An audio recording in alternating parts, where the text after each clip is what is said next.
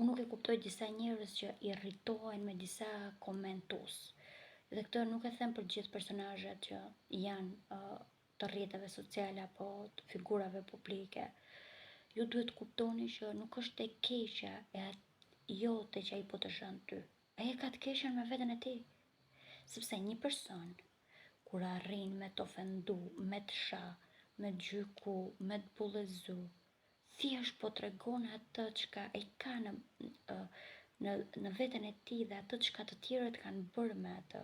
Ai thjesht po mundohet të pastroj shpirtin e tij duke të ta thënë ty atë të keqe që ti i kanë bë. Dhe në fakt, kjo është një keqe shumë e madhe që ati është bë.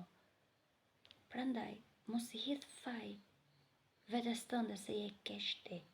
Thjesht ndihmoje atë person që po të shan ty dhe po të ofendon ty, që ai të pastroj shpirtin e tij të lirohet. Mos e keq kupto, mos e dëno. Lëre, sepse ai realisht ka nevojë.